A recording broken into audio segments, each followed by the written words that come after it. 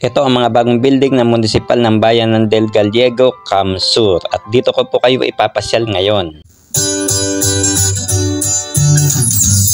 Pero bago ang lahat ay inaanyayahan ko po kayo na mag-subscribe sa ating channel. Kung nanonood na po kayo, pakiclick nyo lang po yung subscribe button andyan sa baba ng ating video. At ako po si Victor Silva na bumabati sa inyo ng maligayang Pasko. At ito po, nagbabiyahe na tayo at andito pa po tayo sa bayan namin ng Tagkawayan. Palabas pa lang po tayo, dito po tayo dumaan sa loob. At habang tayo nagbabiyahe ay binabati ko si Proy, si Joseph, si Dennis, at si Juan. Shout out sa inyo at sa lahat ng mga nanonood.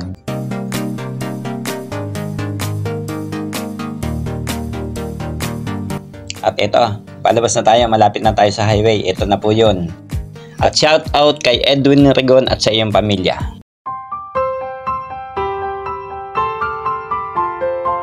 At buhat po dito sa Quezon ay papasok na po tayo ng Del Gallego, Camsur. Ayan, ito na po yun. Yun po yung boundary dinaanan natin.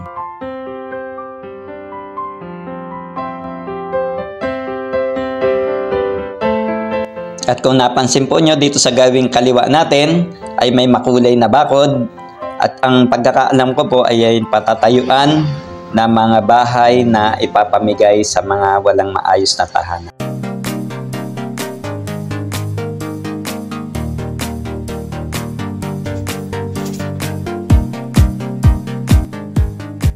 At andito na po tayo sa bayan ng Del Gallego at idadaan ko po kayo sa maganda at naglalakihan nila mga municipal building na nung pong una, na-vlog ko na po ito pero ginagawa pa lang po, hindi pa po totally tapos. Pero ngayon po, tapos na po siya at kung napansin nyo, nasa mataas na lugar po ito nakatayo at malayo po ito sa pinakabayan nila mismo. At tabing-tabi lang po ito ng highway kaya napakaganda po ng pwesto nito. At ayan, panoodin po ninyo at kayo na po ang magsabi kung totoo ang sinasabi ko na maganda po yung lugar o sadyang napakaganda. Pwede po ba i-comment nyo dyan sa ating comment section dyan sa baba ng ating video kung hindi totoo yung aking sinasabi na maganda yung lugar, ang municipal building ng bayan ng Del Gallego. At pupunta naman po tayo sa bayan mismo at ayan po, umuulan dito. So, panoodin lang po nyo at ipapasyal ko po kayo dito sa loob ng bayan nila. At bago tayo magkalimutan, ay binabati ko si Judilyn, Juliani, at Anthony Atenas. So, taga dito po sila sa Del Gallego at sa inyong lahat na mga nanonood at mga taga dito sa Del Gallego, shout out at andito po tayo sa pinakagitna ng bayan.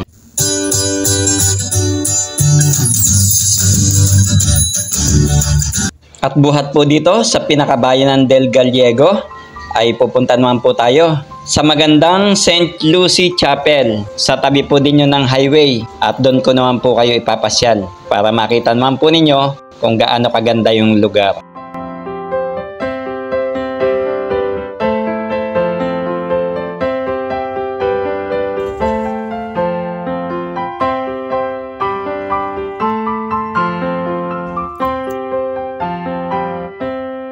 At ngayon, andito na po tayo sa St. Lucy Chapel at sako pa din po ito ng bayan ng Del Gallego.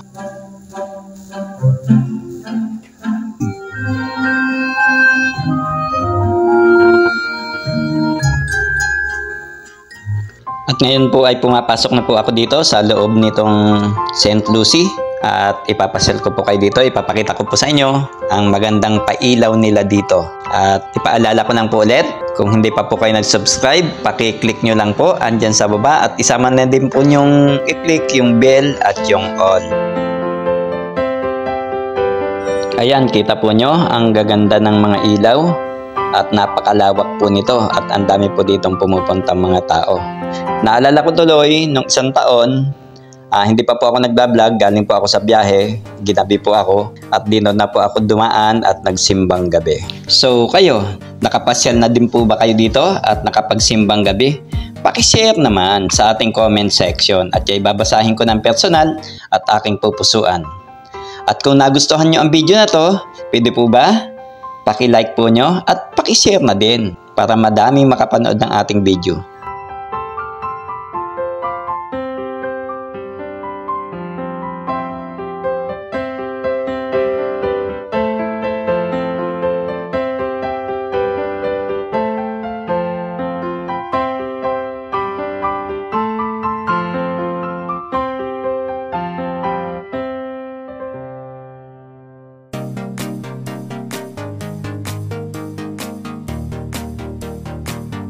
At kung kayo inabot ng gutom sa pagpunta po nyo dito, ay may tinda po ditong pagkain para inyo pong mabili. Ayan po, dito lang po sa gilid na yan.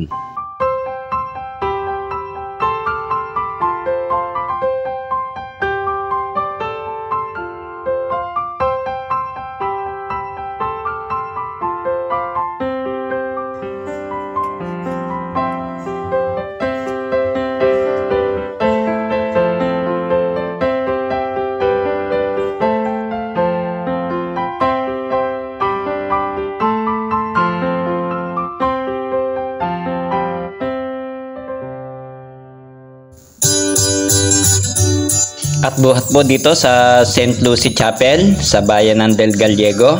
Ako po si Victor Silva at ito po ang Victor TV na bumabati po sa inyo ng maligayang Pasko at masaganang bagong taon para sa ating lahat. Maraming salamat po sa inyong panonood, pag-subscribe at suporta sa ating channel. Hanggang sa susunod nating vlog, thank you for watching. Bye-bye.